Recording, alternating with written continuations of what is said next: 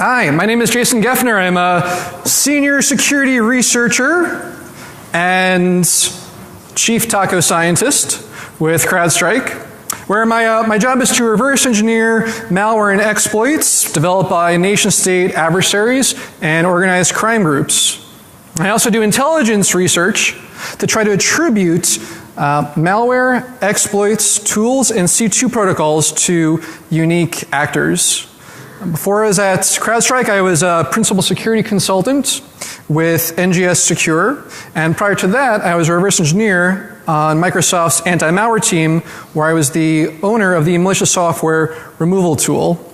And today I'm here to talk with you about a new technology that we developed named Tortilla. And if the video gentleman could come back, it seems like the right part of the screen is cut off, and that might make some slides hard to read with architectural diagrams.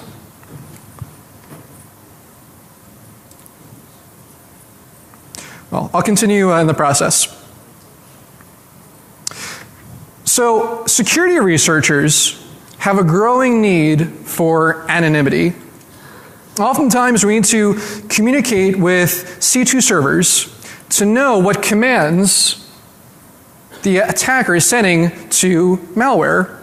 Other times, if we're analyzing a Trojan downloader, that looks great, thank you. If we're analyzing a Trojan downloader, we want to see what malware is being sent out by a malicious website. We want to do this anonymously, and actually it turns out that oftentimes we want to remain anonymous even if we're doing non-technical research. So oftentimes at CrowdStrike we have the need to do research on the blogs and websites that are run by a given attacker. Maybe they're talking about a new vulnerability that they discovered that they say they're going to put into a new malware sample soon, or they're bragging about some hack that they did recently that was against one of our existing or potential customers. We want to be able to connect to these malicious websites or these adversaries' websites for two reasons. We want to do this anonymously, though. We don't want our personal information, our personal IP address, getting leaked out because we don't want the bad guys to know that we're the ones behind the research.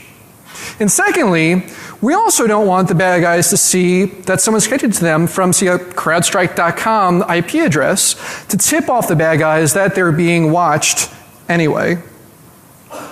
Now, for many years, security researchers and others have been using a technology called Tor to provide for online anonymity. The Tor project consists of Tor software and a global Tor network, which together allow users to anonymously route their traffic through the internet. The Tor software and usage of the Tor network are both free, and the Tor network consists of over 4,000 relay servers. Well, before I talk about Tortilla, I want to talk a little more about how Tor itself works.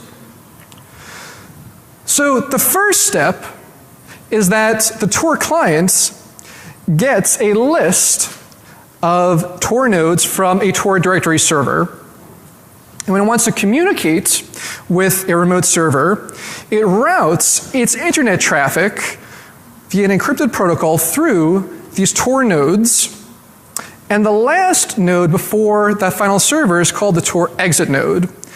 Now, all the traffic up until the communication between the Tor exit node and the final server is all encrypted. It's only decrypted at the endpoint. And secondly, the server only sees the IP address of that final Tor exit node. It does not see the IP address of the client itself, thereby providing for anonymity. Now, if later on the client wants to connect to a different server, then the client chooses a different route through the Tor nodes to reach that other server. Now, when most people nowadays use Tor, they do it through something called the Tor browser bundle. Now, the Tor browser bundle consists of both Tor and a modified version of Firefox. So Tor, the client itself, runs a SOCKS server listening on TCP port 9050 and allows connections to be made to that SOCKS port, and any connections that run through that SOCKS port are automatically routed through Tor. But there are some problems with the Tor browser bundle. Firstly, it only works with Firefox. No other browsers are natively supported by the Tor browser bundle, and this could be an issue for security-conscious users. And because Firefox had more than 6 times the number of vulnerabilities identified in it over the past 2 years than did Internet Explorer. Now, secondly, the Tor browser bundle for Firefox with that doesn't work with plugins. And this is also a problem. Let's see, what does this mean? No plugins, so no Silverlight. All right, that might not be too bad if we can't use Silverlight. No Java. That's probably a good thing, though. It also means no Flash. And while HTML5 is set to replace Flash, the reality is that right now, many of the most commonly visited websites do rely on Flash. Secondly, looking at the Tor client itself, it's hard to find networked applications that will natively support TCP proxying. And even if you do have a networked application that supports proxying, chances are it probably doesn't support DNS proxying as well via SOCKS. So what would the ideal solution look like? Well, firstly, we'd want to transparently route all TCP and DNS traffic through Tor. We don't want to require any networked application to have native support for Tor. Next, we don't want to allow any traffic onto the internet unless it goes through Tor. In other words, no packet should ever touch a network card unless it's going through Tor. Everything else should be dropped. Thirdly, like it or not, Windows has a 90% market share on desktop computers right now, which means that most users out there aren't familiar with operating systems other than Windows, at least not for desktops. So we don't want to require a user to use an operating system that they're not already familiar with, and chances are they're already familiar with Windows. We also don't want to allow malware to circumvent the Tor tunnel and communicate directly with the internet. And if you look at the Tor browser bundle, if you're using Firefox and go to a malicious website and Firefox gets exploited, well, that exploit could install malware, and the malware could then circumvent your Tor tunnel, thereby divulging your IP address and defeating the whole purpose of using Tor to begin with. And lastly, we want this to be free, right? We don't want to require the user to pay for extra hardware or pay for extra RAM to support multiple virtual machines. Right now, solutions do exist that set up a virtual machine as a dedicated Tor gateway, but running that virtual machine, again, costs RAM, and RAM is not free. So we want to make this as simple as possible and as cost-effective as possible. So what are some non-ideal solutions that already exist? Non-ideal based on the previous slides, ideal requirements. Well, there are hardware-based transparent proxies. Solutions like OnionPy and Portal work really well, but they require additional hardware, and as you all know, hardware isn't free.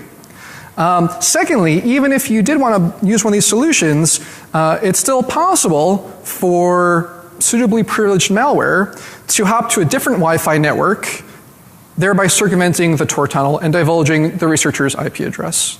And there are also software-based transparent proxies, but the downside, they can't be used with Windows, at least not just using Windows, because transparent proxying with Tor, it is an option, but it works through devpf, which is not something that can be used with Windows. So we could use a non-Windows operating system on a host, or we could use an additional VM, such as Unix, but those would again require the user to use an operating system with which they may not already be familiar. There are operating systems dedicated specifically to anonymizing one's actions, such as Tails, but again, it's not Windows-based.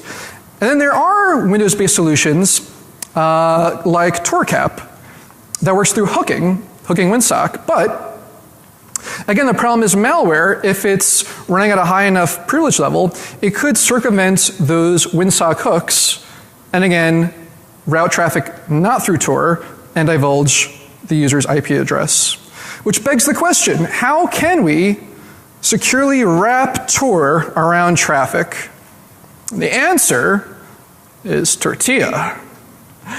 Now, before I explain how the architecture of tortilla works, I want to read a short disclaimer. Tortilla is produced independently from the Tor anonymity software and carries no guarantee from the Tor project about quality, suitability, or anything else. Okay, that said, let's see how it works. Tortilla consists of two components, the tortilla client, which runs in user mode on the host Windows system, and the tortilla adapter, which runs in kernel mode. Networked applications are run in a virtual machine so that malicious code can circumvent the Tor tunnel to the internet and can't discover identifying information on the host system. And because of the design of tortilla, we can use any virtual machine platform we want, whether it be VMware, Hyper-V, VirtualBox, Virtual PC, etc. And we can use any operating system in the guest virtual machine we want. Chances are a user using tortilla would be using Windows in their guest as well, but they could use Linux instead or what have you. When you install tortilla, it creates a virtual network adapter and disables all network component bindings except for that of the virtual Tor network bridge. Now this guarantees that other networked applications on the host system won't be able to interfere with the data being read from or written to or sent from or sent to the networked applications on the virtual machine. After the user runs tortilla the first time, they configure their VM platform to bridge the the VM's virtual network card to the tortilla adapter. And the tortilla client consists of several components itself. So the client receives all layer 2 network traffic from the VM's virtual network card and contains a DHCP server and an ARP responder, very basic ones. And these are just so that the virtual machine can get an IP address. It also comes with a DNS server. The tortilla DNS server watches for DNS requests from the virtual machine, repackages them as requests over Tor, and asks the Tor exit node to do the DNS resolution for the client. And the tortilla client receives the response from Tor and repackages it as a DNS response, sends it back to the virtual machine, totally transparently to the networked application in the virtual machine. And the tortilla client also makes use of the open source lightweight IP stack for proxying TCP sessions between the virtual machine and Tor. And you'll notice that through the entire architecture here, no packets from the virtual machine ever touch the host's actual network driver. Only thing touching the network driver is Tor itself. So tortilla is not only open source, it also supports both 32-bit and 64-bit host systems, everything from Windows XP and on. And installation and usage could not be easier. Tortilla ships as a single executable, tortilla.exe, and when it's run, it extracts an ini file if it didn't already exist on disk, extracts a 32-bit or 64-bit driver as necessary, and extracts and executes a driver installer. And this installer installs or updates the tortilla device and driver, and disables all the other network bindings that are not used by the given virtual machine platform. Once everything's set up, the tortilla client establishes a secure communication channel to the tortilla driver, and the tortilla client begins listening for packets from the virtual machine. As I mentioned earlier, it acts on DHCP, ARP, DNS, and TCP packets. Everything else is completely ignored and dropped. And you have the option of saving all network traffic to and from the virtual machine in a PCAP file on the host system. And it's hard to mess it up too. There's a lot of fail-safe things here. The user can run Tor before or after starting tortilla. Same with the virtual machine, before or after tortilla. And they can configure the virtual machine platform's network bridge before or after starting tortilla.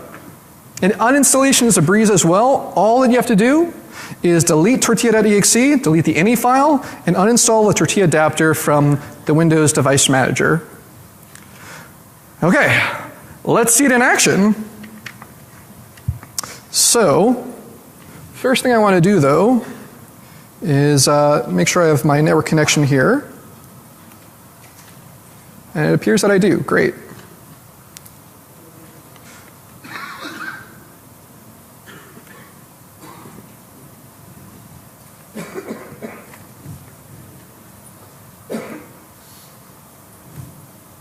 Okay. So first step, we're going to run Tor. This is the standard Tor client that I downloaded from torproject.com. And we're bootstrapped 100%. Great. Tor is running. Next step, we're going to run tortilla.exe. So here I have my list of network adapters before running Tortilla. And when I run tortilla.exe, so because Tortilla is still in beta, we're not yet signing it with a non-test signed certificate. So if you download Tortilla today, you're going to have to ensure that your system is set up to allow test signed certificates, test signed drivers rather. But of course, since we're releasing it open source, you can sign it yourself with your own legitimate certificate. So right now, it's installing the driver and changing the network bindings. You can see that the Tortilla adapter was created as a network adapter, right there. And once the bindings are done, we'll be notified that we're good to go.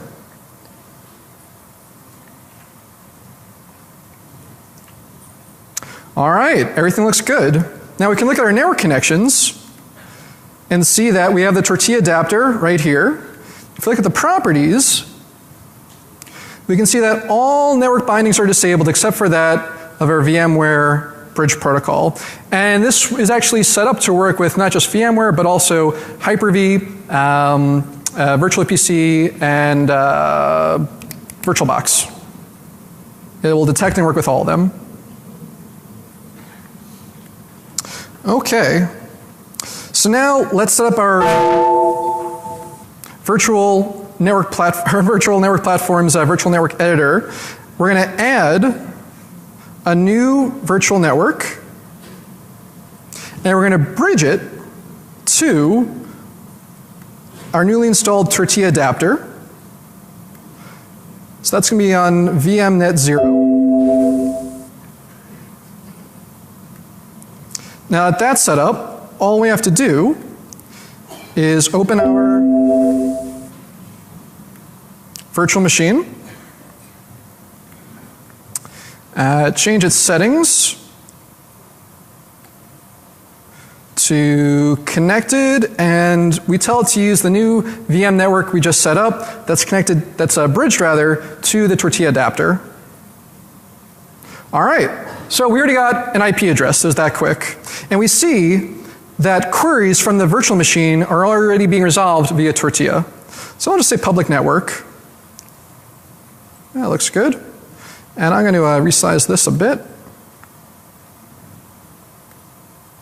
Okay.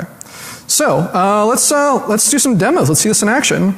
So the first thing is, let's see where it looks like we're coming from. Going to this website, geoiptool.com.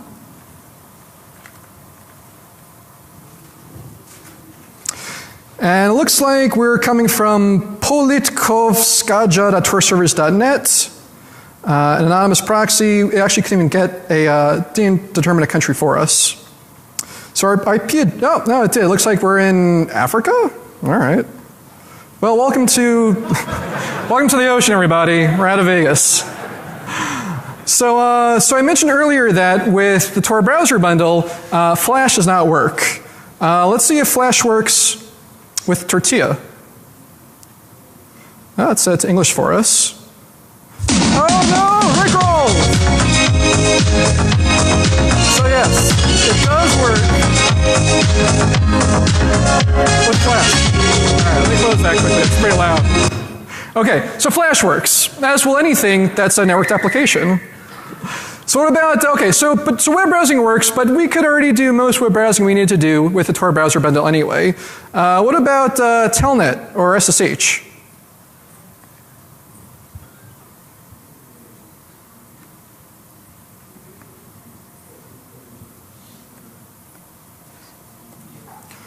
Well, it looks like it works. Yeah, so SSH works fine with Tortilla. Let's see. What's my IP address? 173.254.216.68.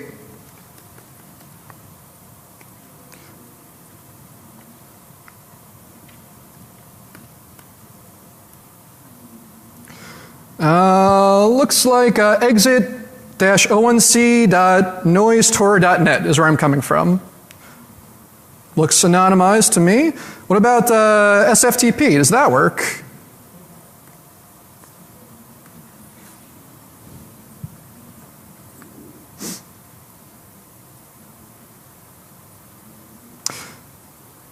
See the connections being made on the left, DNS requests being resolved, setting our password now, we're connected, getting a directory listing. So there really aren't any TCP-based applications that shouldn't work at all. Here we have now our SFTP client running over Tor. Cool, so let's go back to the slides.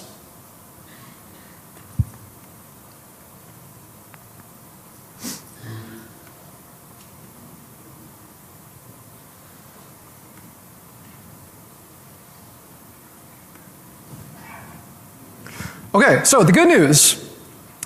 Not only is it free and open source, but it's ready right now. The beta is out. It's live on our website. It's free for you to download at crowdstrike.com/community-tools.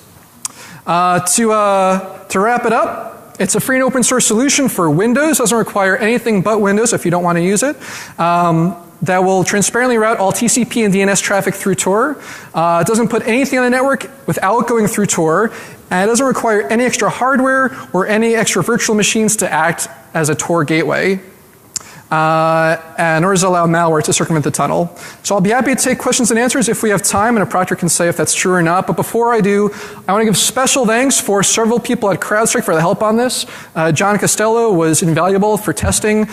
Cameron Gutman rewrote the entire driver for Tortilla because he's much better at writing drivers than I am.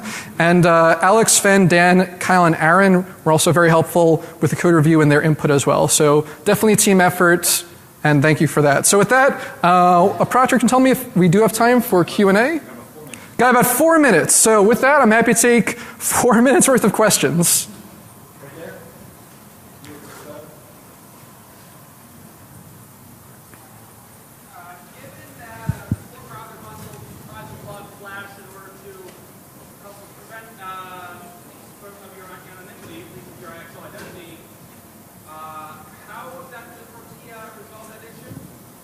So the question is, Tor browser bundle is designed to purposely block plugins and Flash because it doesn't want to divulge the user's identity. Well, the reason that the Tor browser bundle does that is because typically the Tor browser bundle is not run from inside of a virtual machine. So Flash has some functionality that may allow it to get the user's IP address in ways that wouldn't be caught by the Tor browser bundle hooks. Similarly, other plugins could also get users' information on from their system, identifying information such as IP address or maybe their username without relying on the anonymity that something like Tortilla provides by being set inside of, or having the user's actions be inside of a virtual machine. So there is no risk using plugins in the virtual machine with Tortilla. Have you actually tried running rats inside Tortilla to see if your IP gets exposed to use Ghost? Yeah, so we did some dynamic testing with real malware, and it does work in the sense that it is able to communicate with the attacker's command control server, and because it is being routed through Tor, our identity is kept confidential. So yes, it does work, as long as the C2 protocol is being routed over TCP. Now, of course, it doesn't mean that the adversary can't tell that it's being routed through Tor. The list of Tor exit nodes that we're using is public. So the fact that we're going through Tor is not a secret, but our identity is.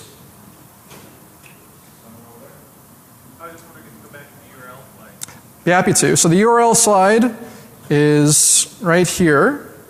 crowdstrike.com/community-tools. You're welcome.